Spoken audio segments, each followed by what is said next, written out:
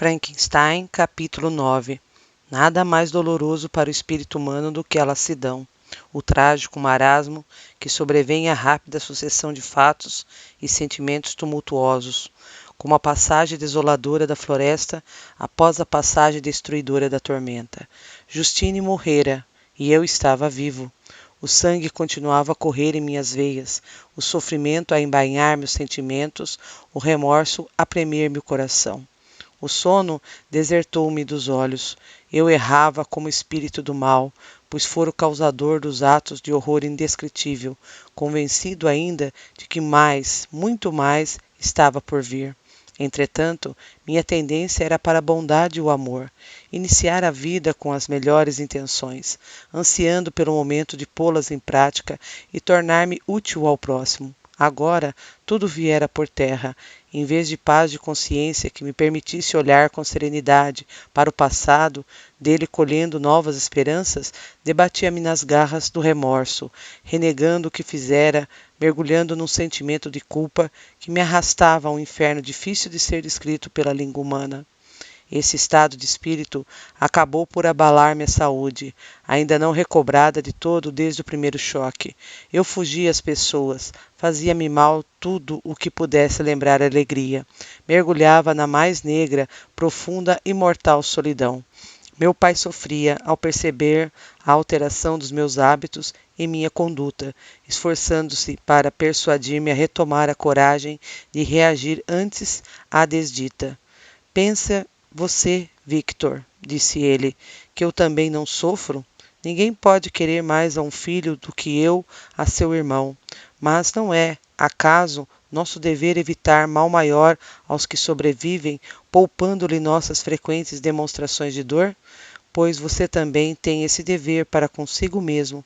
A mágoa excessiva impede o desempenho das obrigações de cada dia, incapacitando o homem, afastando-o do caminho do progresso e das boas coisas que sempre restam a se aproveitar da vida. O conselho, apesar de bom, era de todo inaplicável ao meu caso. De bom grado tentaria ocultar meu sofrimento e consolar os amigos, não fosse a sombra do remorso e do terror do que estava por vir a acompanhar-me passo a passo. Nada mais podia responder a meu pai, senão lançar-lhe um olhar de desespero e procurar ocultar-me de sua vista. Nessa época, fomos para nossa casa de Belle-Rive. A mudança fez-me bem. A vida em Genebra, com suas portas fechando-se regularmente às 10 horas e impedindo-me de permanecer junto ao lago após essa hora, tornara-se penosa para mim. Agora, porém, estava livre. O lago era sempre meu. Muitas vezes, após a família recolher-se, eu tomava o barco e passava muitas horas sobre as águas. Outras ocasiões, a velas soltas, deixava-me levar pelo vento, ou então remava até o meio do lago e deixava o barco seguir ao sabor da corrente, enquanto eu ficava deitado, com as mãos cruzadas na nuca, olhando o céu, entregue às minhas miseráveis reflexões. Não raro, em meio àquela completa solidão, quando tudo em torno era paz e eu o único ser a vagar naquele cenário tão aprazível, excetuando um ou outro morcego ou as rãs, cujo coachar somente ouvia ao aproximar-me das margens, não raro, digo-lhe, eu era tentado a mergulhar no lago silente e deixar que as águas se cerrassem sobre mim e meu infortúnio para sempre. Continha-me, todavia, ao pensar em Elizabeth, tão sofrida, tão corajosa, a quem eu amava e cuja existência estava ligada à minha, desde que, em seu leito de morte, minha mãe entrelaçara as mãos delas às minhas. A lembrança de meu pai e do meu irmão que me restava trazia-me também a realidade da minha fraqueza momentânea. Ao pensar em deixá-los, expondo-os, quem sabe, aos malefícios do demônio que o atiçara contra eles, perseguia-me o pressentimento de que tudo não estava terminado e que o monstro voltaria à carga com sua maldade, sua fúria. Na verdade, haveria sempre motivos para temores, enquanto algum ser a quem eu amasse estivesse vivo. Minha obsessão por este demônio é difícil de ser concebida. Quando pensava nele, arfava de rancor. Meus olhos se inflamavam. Eu era tomado pelo ímpeto de extinguir a vida que impensadamente lhe dera.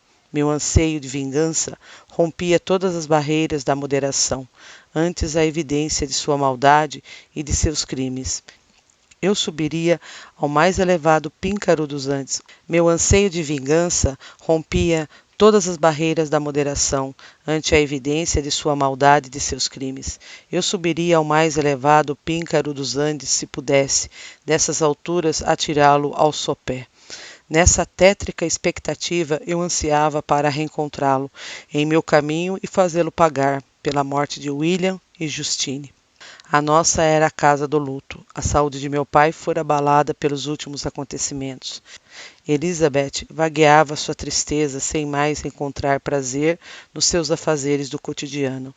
Não era mais aquela criatura feliz e despreocupada que na adolescência percorria comigo as margens do lago e tecia as teias eriçadas do nosso futuro. Quando penso, querido primo, dizia ela, na morte miserável de Justine Moritz, não mais vejo o mundo e suas obras sob a mesma luz de outrora. Antes eu considerava o relato das maldades e injustiças que lia nos livros ou de que ouvia falar como coisas de tempos idos ou males imaginários. Mas agora que a desgraça veio até nós, os homens me parecem monstros sedentos de sangue, sempre prontos a se devorarem uns aos outros. Contudo, sei que sou injusta. Todos acreditavam que aquela pobre menina fosse culpada, e se ela tivesse cometido o crime pela qual sofreu, sem dúvida seria a mais desprezível das criaturas humanas. Que maior crueldade poderia haver do que, pela simples cobiça de uma joia, alguém assassinar o filho do seu benfeitor e amigo, uma criança que parecia amar como se fosse fruto de suas entranhas? Repele-me a ideia de qualquer ser humano tirar a vida a um semelhante, mas certamente consideraria uma tal criatura indigna do convívio da sociedade, e sei que esta é também sua opinião. Ah, Victor, pobre de mim, onde o falso tanto se pode assemelhar ao verdadeiro, que segurança de felicidade pode haver neste mundo? Sinto-me como se estivesse caminhando à beira de um precipício, perseguida por uma multidão que tenta atirar-me ao abismo. William e Justine foram assassinados e o criminoso escapou. Talvez ande pelo mundo à solta e, quem sabe, até respeitado, mas ainda que eu fosse condenada a pagar no cadafalso por semelhante crime, eu não trocaria meu lugar pelo desse desgraçado. Enquanto assim falava, não fazia ideia da agonia que suas palavras me causavam. Eu, se não de fato, pelo menos de direito, era o verdadeiro criminoso. Elizabeth percebeu a angústia em meu rosto e, tomando minha mão carinhosamente, prosseguiu. Meu querido amigo, você precisa acalmar-se. Deus sabe quanto tudo isso me afetou, mas não estou tão mortificada quanto você. Há uma expressão de desespero e por vezes de vingança em seu rosto que me faz tremer. Lembre-se dos amigos que o rodeiam e concentram em você todas as suas esperanças. Será que perdemos o dom de torná-lo feliz? Desde que amamos enquanto somos fiéis uns aos outros e podemos colher as bênçãos dessa terra de paz e beleza, que também é sua, por que permitir que algo venha quebrar nossa tranquilidade? E por que, perguntava-me eu, não poderia essas palavras daquela a quem eu prezava acima de tudo, expulsar o demônio emboscado em meu leito? No momento em que falava, aproximei-me dela, como tocado por um súbito terror de que neste mesmo instante o monstro estivesse prestes a arrebatar-me. Em meu estado, nem a ternura, nem a amizade, nem as belezas do céu e da terra poderiam redimir minha dor. Mesmo os protestos de amor não logravam efeito.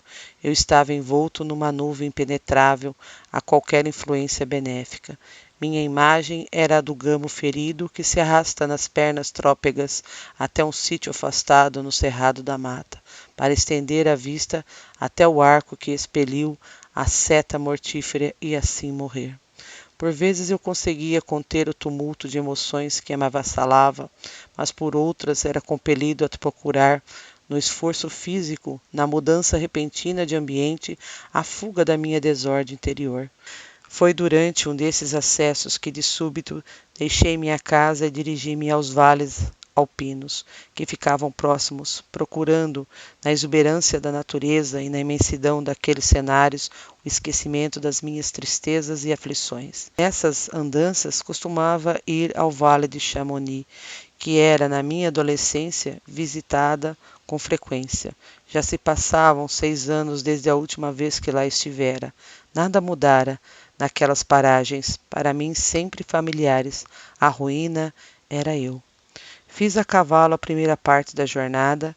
Mais adiante, já no sopé dos montes, aluguei uma mula, animal mais resistente e afeito às subidas escarpadas. Estávamos em meados de agosto, quase 2 meses após a morte de Justine, aquela época de maldita memória no calendário das minhas agruras. À medida que me aprofundava nas ravinas do Arve, ia sentindo diminuir o peso das atribulações em meu espírito. As imensas montanhas e precipícios que pendiam de um lado e outro acima de minha cabeça, o fragor do rio serpenteando entre as rochas e o despencar das sucessivas cascatas que formava, tudo em meu redor soava com uma voz superior que me fez cessar de tremer e de amesquinhar-me, identificado naquela paisagem majestosa, em cada movimento, cada fluxo, parecia comandado por fios manobrados pelo Todo-Poderoso, Criador de toda aquela magnitude. Entretanto, quanto mais eu subia, mais formidável se tornava o aspecto do vale. Aqui e ali despontavam ruínas de castelo engastados na ilharga das montanhas. À sombra das grandes árvores que montavam guarda ao impetuoso Arve, entrevinham-se choupanas, dando um toque singular ao cenário magnífico.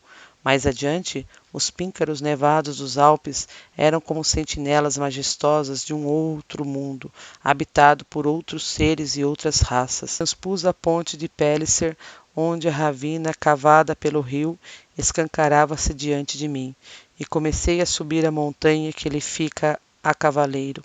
Não tardei em entrar no Vale de Chamonix. É outro vale que, sem ser tão verdejante e pitoresco quanto o de Servox, que eu acabava de atravessar, superava a este em grandeza e majestade.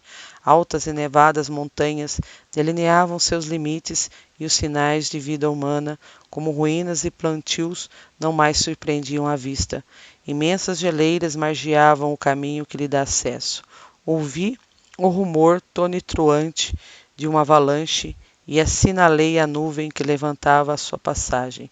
Ali estava diante de mim o Monte Branco, o altivo, agressivo, majestoso Monte Branco, pontificando entre os aguilhes com seu dome, dominando sobranceiro o vale. Aqui uma curva inesperada do caminho, ali um acidente natural, logo reconhecido, trazia-me à lembrança os dias idos e associava-me à despreocupada alegria da infância. O próprio sussurro do vento era como vozes da natureza chamando-me à vida e convidando-me a esquecer as lágrimas. Mas, inquietude, inconstância da natureza humana. O deslumbramento logo passava, e eis-me de novo acorrentado aos meus presságios, subjugado ao meu inferno interior. Na ânsia de fugir de mim mesmo, esporeava o animal e prosseguia aos corcoveios até a exaustão, quando então desmontava e atirava-me à relva, debatendo-me em pânico e desalento. Por fim, ultrapassado o vale, cheguei à aldeia de Chamonix, tomado de extrema fadiga física e mental. Procurei alojamento e por breve espaço de tempo fiquei à janela, olhando os pálidos relâmpagos que brincavam, rodeando a crista do Monte Branco, e ouvindo o cascatear impetuoso do Arve, abrindo seu caminho entre as montanhas. O espetáculo e os sons tiveram sobre meus sentidos sobressaltados o efeito de uma cantiga de ninar. Pus a cabeça no travesseiro e bendisse o sono que chegava, diluindo a linha do horizonte entre minhas pálpebras e cobrindo-me com o manto do esquecimento.